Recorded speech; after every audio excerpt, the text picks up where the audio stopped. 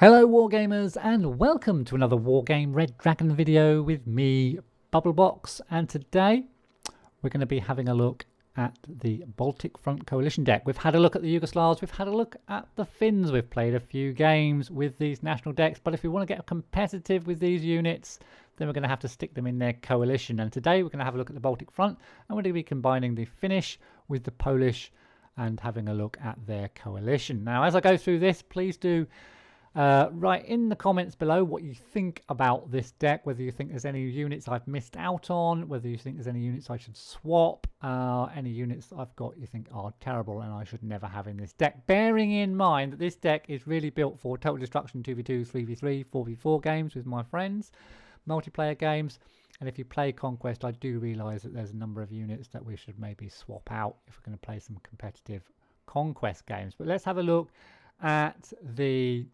logistics. First of all, a fob, yes, and then a truck, yes, we're going to have a truck.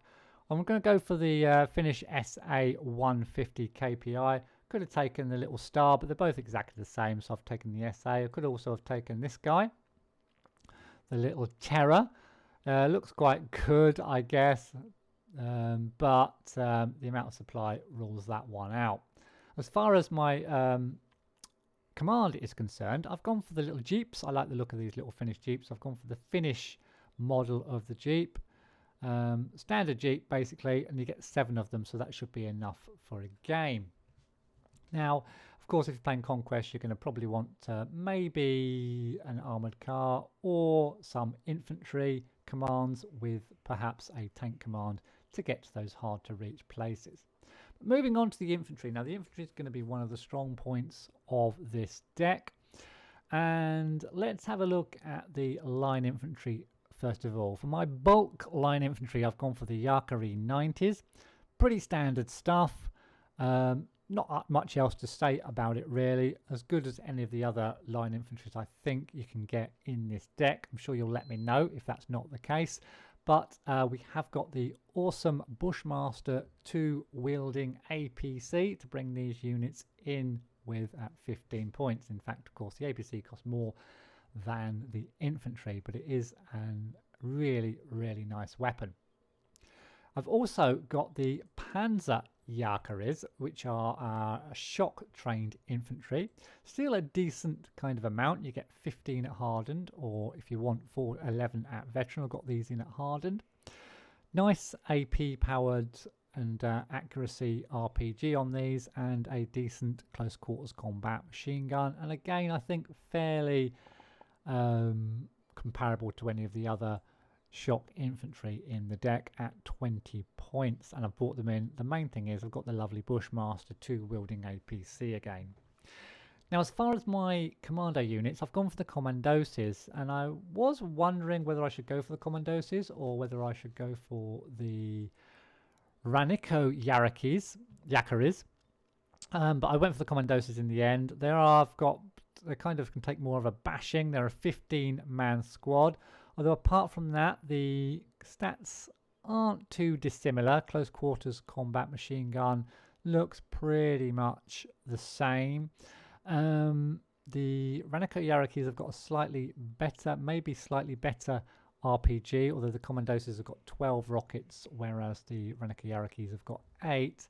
And the primary, not well. I guess maybe the Reconnaissance is slightly better because of the accuracy, although the fire rate on the Commandoses is a little bit higher. So 5 points more. Commandoses, I'll stick to those, the old favourites. Now, as my ATGM units are concerned, I've gone for the spike missile of the PSTs.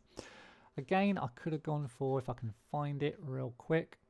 There we are. Could have gone for the Conkers, but I went for the PSTs only because of the speed of those spike missiles. Although the range is slightly less, the speed's better, the accuracy is better, the AP power's better. I think this is pretty much a no-brainer, and I've just bought these in cheap BTR 50s to get them in on the map. I've got some man pads as well, and again I've gone for the Finnish Ito 86Ms. We could have gone for, what's the best one of the Polish, is the Strela 2, no, not the Strela 2s, is the Groms. Again, The reason I've gone for the ITOs is for their HE power mainly, which is 5, so it can shoot down a lot of the Blue 4 choppers in one shot, and the bigger choppers in 2, whereas the Panzer Groms would have to get off a whole heap load of missiles to take these same choppers down.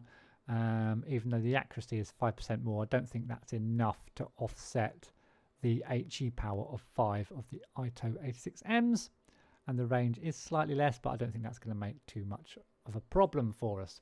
So that is my infantry section, and we shall move on to the support. Now for the support, let's have a look at the AA first. I've got Sopples and I've got these ITOs, which are basically Bucks. So the Bucks are radar guided. I've only got 3, so I'm going to have to look after them, but they are excellent weapons if you can look after them, with an HE power of 9 and actually of 65%. 4 missiles on each of these transport vehicles as well. Nice anti-air weapon if you know how to use it properly. For my gun, I've got the Sopples. Gone for the Polish Sopples this time. Please do let me know if you think I should have taken anything else here, because I'm a bit short on AA in this deck, to be honest, which is why I've got man pads as well, I suppose.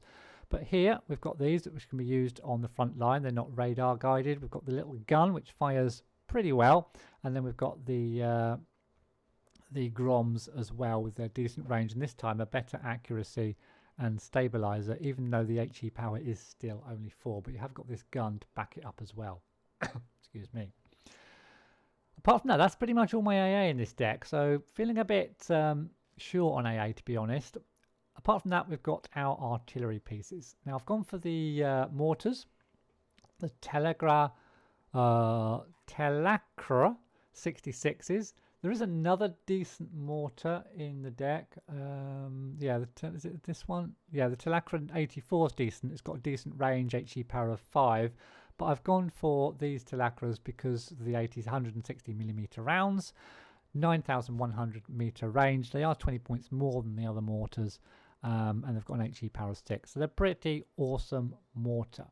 Now, as far as the MLRSs are concerned, I haven't got any tube artillery. I don't know if that's a good idea or a bad idea, but I've got 2 MLRSs. We've got the 120 point Raka 91 of the Finnish deck, because the HE power is 11, so it's going to kill stuff as well as stun stuff and suppress stuff.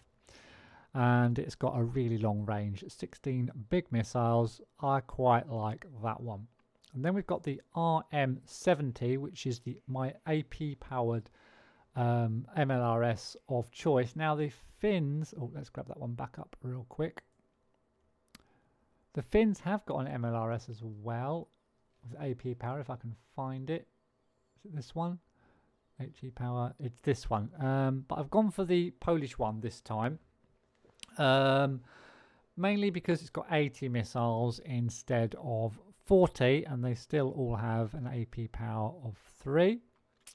The range is exactly the same. The rate of fire is also a little bit higher for the RM70, so kind of, yeah, that's why I've gone for that one. Apart from that, I think that's it for my support. A little bit unusual for me in that I don't have a lot of AA, and I've got quite a lot of artillery in this deck. Tank-wise, now, tank-wise is quite interesting for these guys. Now, I've got the Twardies, first of all, and I went for the Twardies because you can get 3 of the Twardies. What was the best? Now, I haven't got any of the... Let's just pin up the Twardie real quick. Let's have a look. And Twardie looking awesome, as always. I haven't got the T72 M1 mod in my deck. Why haven't I got that one, is the question. Why haven't I got that? I probably should have. Got the 120. I'm going to get rid of one of these. Okay, let's just check this out. Oh, I have got... Oh, I've got the T72S. We'll get rid of the T72S and we're going to take the T72M. I don't know why I had that. That's probably a mistake. So I can get that. So now we've got 5 super heavies in our deck. We've also got these guys, the T72M1 Piavs, which I've got these to kind of put behind maybe the Twardies and or the T72M. And I think the Twardies and the T72M do complement each other quite well. Both awesome, especially that, yeah, I've definitely got to have that T-72M1 in the deck with an accuracy of 70 points and an AP power of 23. Yeah, we'll have both those super heavies, we'll have the T-72s, and then I've got some 50-point tanks, the T-55M Matties. I think the armor's not that great on these, but again, the accuracy of 70% and an AP power of 17 on a 50-point tank is pretty damn decent. So that's my tank department. Now, reconnaissance wise, you've got some really quite nice reconnaissance units in this coalition deck, and you've got the Salamandra, which can double up as an ATGM carrier, which is why I like this. And it's also got a little rocket pod, all for just 80 points with very good optics. I think that's quite a nice all-round gunship recon helicopter for just 80 points. An awesome unit, and I use it a lot. And I don't see it used a lot, but I use it a lot. Then I've got the good old BRDM2s, now 15 points. Amphibious, of course, got a nice gun, shoots pretty fast, can shoot at helicopters, support ground units, all the usual stuff for only 15 points. Really, really nice unit. Then I've got some Commando Recons. These things, good close up, I guess, with this little submachine gun. But we've got Iglas. Yes, we have. It carries 4 Igla missiles with an HE power of 5, so it's going to be excellent at sniping helicopters behind enemy lines, and has got a really nice RPG or rocket for sniping tanks behind enemy lines. And because of that, I've got it in an Mi-8P with the view that I might be able to sneak these out and around behind enemy lines and do some serious damage, even get into their base. And finally, we have a pretty nice reconnaissance tank. Again, what makes this so good is the accuracy 70%, AP power 17, very good optics, and a medium stealth. Makes this a really nice recon tank for only 65 points. An awesome unit. Moving on to the vehicles. Vehicles wise, nothing too amazing, but something very that's not the rocket pod one, that's the Yugoslavians. So nothing too amazing for this. I've taken the some TOW2s. This is about the best ATGM launcher that this coalition's got, I believe. So we're taking the TOW2s for 60 points. I've also taken these things, these Terramustis. I've played with these in game with using the Finnish national deck, and they're pretty effective. Up close, they fire reasonably rapidly, especially if you've got a bunch of them, because they're only 10 points. So the enemy might take one out while the other 2 maybe are firing, because the fire rate is 7. But they do an AP power of 16, which isn't bad for a unit of just 10 points. I've been using those and they've been working out fairly well. I don't know what you think about those. You have to let me know if you've used them. Moving on to the helicopters. Now in this coalition deck, we've finally got some choppers we can bring in the form of the Sokols, which complement our recon chopper, the Salamandra, pretty damn well. So we're going to take the Sokols, we're going to take the better Sokols, of course, with the better Igla missiles, a range of 2,450, but the stabilizer as well. Pretty nice unit, rocket pod, nice little gun as well. And then we're going to take these things, which initially when I saw these, when the DLC first came out, I thought they looked a bit crappy, but since using them in game, they are bloody awesome. If you don't get them shot down and get them close enough to infantry, they will wreck infantry. They will wreck small tanks, they will wreck armored cars, and they will do it really, really quickly. A really nice chopper for 50 points. If this had an ATGM, well, it would be unstoppable. Moving on to the air tab. Now the air tab, I've got 4 aircraft. Let's have a look at my air superiority first. I've gone for the MiG-29-913, the Polish one. I could have gone for the bigger, the more expensive, should I say, F-18C. Why did I go for this? Well, I'm going to be using this more as an interceptor rather than an air superiority, because it's got a range of 8,400 missiles, 8,400 meters, 60% accuracy, and 6 HE power. It's only got 2, but if they both hit, it will take out a plane from a reasonable distance before you can evac it. If it does get close up, it's got some Vimpel missiles as well. Whereas the F-18C, it's a lot more expensive. It has got 6 AMRAAMs, and they've got decent accuracy and HE power as well, and it has got AIM missiles if it gets too close. But I've gone for the MiG-29-9. It's a bit cheaper, and I'm going to be using it more as an interceptor because of the longer range missiles that it's got.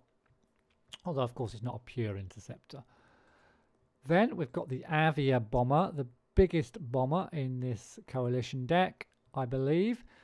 One big 1,500 kilogram bomb. I'm sure you've seen it used in game. It's got a strength of 15, no armor, but a strength of 15, and it's got a little rear gun as well in case it's getting chased around the map. So that's one of my bombers. I've also got another bomber, the Hawk 51. I haven't found this to be too effective in game, but it looks pretty damned awesome. It's got just two 500 kilogram bombs. You do have to be fairly pinpoint with it for it to do any damage, to be honest. It's got a couple of missiles to protect itself, but it's only 60 points, and if you fly all 3 over at once, then you stand a decent chance of getting them out again if the AA net isn't too big.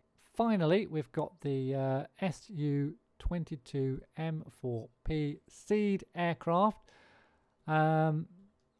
Not the best Seed aircraft, but not bad. It's got an ECM of 40 and a range of 4,200 and 4 missiles. So yeah, a Seed plane. So that's my planes for the plane tab, and that's my deck for my Baltic Front Coalition. Let me know what you think, as I say, in the comments below, and please do bung me a like if you enjoyed this video, and subscribe if you want to see more content. Thank you very much for watching, and I'll see you in the next one.